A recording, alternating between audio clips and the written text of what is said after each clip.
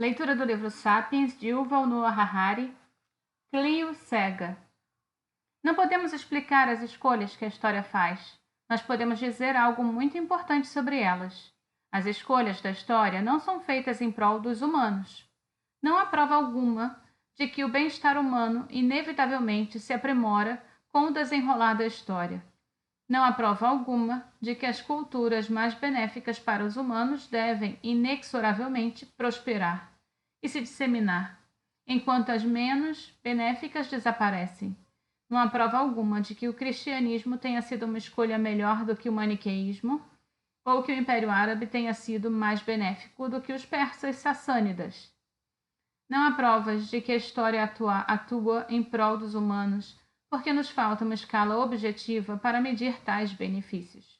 Culturas diferentes definem o bem de forma diferente, e não existe um parâmetro objetivo pelo qual julgá-las. Os vitoriosos, é claro, sempre acreditam que sua definição está correta. Mas por que devemos acreditar nos vitoriosos? Os cristãos acreditam que a vitória do cristianismo sobre o maniqueísmo foi benéfica para a humanidade. Mas se não aceitamos a visão de mundo cristã, não temos motivo algum para concordar com eles. Os muçulmanos acreditam que a queda do Império Sassânida nas mãos dos muçulmanos foi benéfica para a humanidade, mas esses benefícios só são evidentes se aceitarmos a visão de mundo muçulmana. É bem provável que estivéssemos em situação melhor se o cristianismo e o islamismo tivessem sido esquecidos ou derrotados.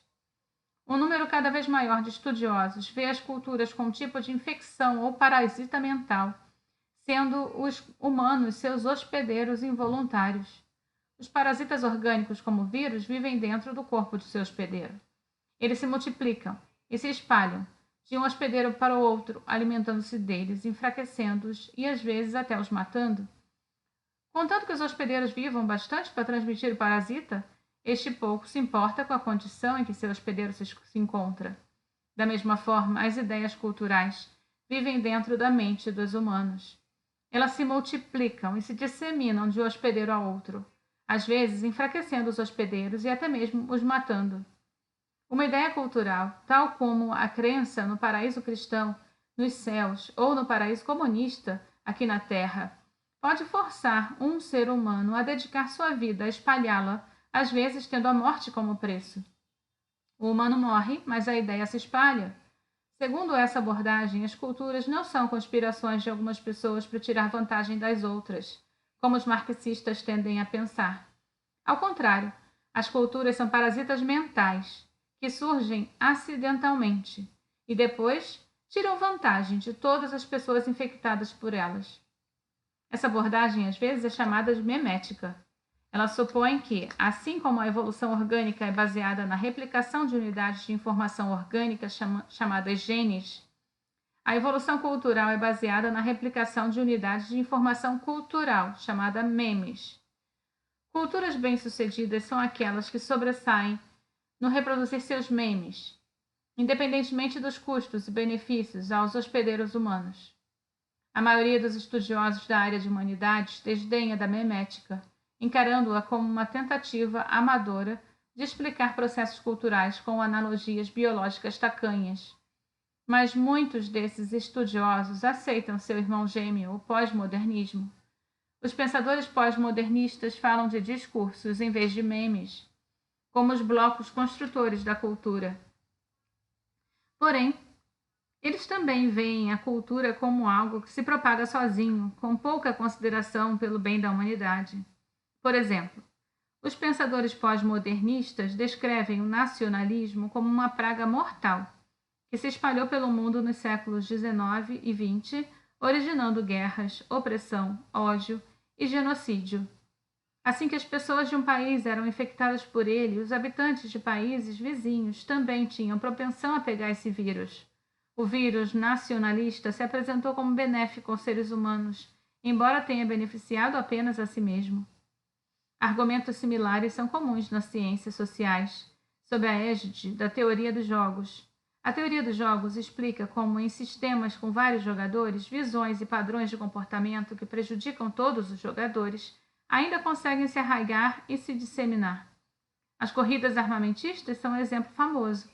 Muitas levaram à falência todos aqueles que participaram delas, sem modificar realmente o equilíbrio de poder militar.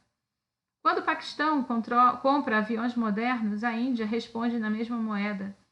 Quando a Índia desenvolve bombas nucleares, o Paquistão faz o mesmo. Quando o Paquistão aumenta sua marinha, a Índia reage. No fim do processo, o equilíbrio de poder permanece praticamente igual que era antes, mas enquanto isso, bilhões de dólares que poderiam ter sido investidos em educação ou saúde são gastos em armas. Ainda assim, é difícil resistir à dinâmica da corrida armamentista.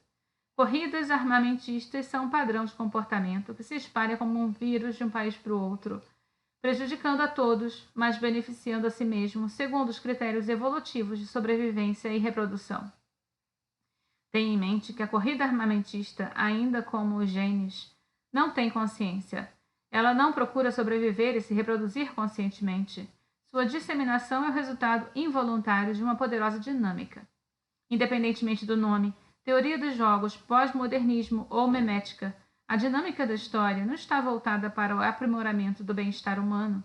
Não há nenhuma base para se pensar que as culturas mais bem-sucedidas da história sejam necessariamente as melhores para o Homo sapiens. Como a evolução, a história não considera a felicidade de organismos individuais. E os indivíduos humanos, por sua vez, costumam ser ignorantes e fracos demais para influenciar o curso da história em benefício próprio.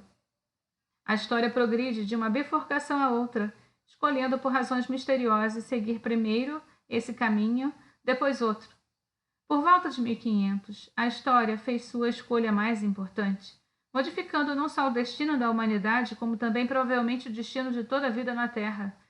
Nós a chamamos da Revolução Científica. Começou na Europa Ocidental, em uma grande península da extremidade ocidental do Afro-Ásia, que até então não havia desempenhado nenhum papel importante na história.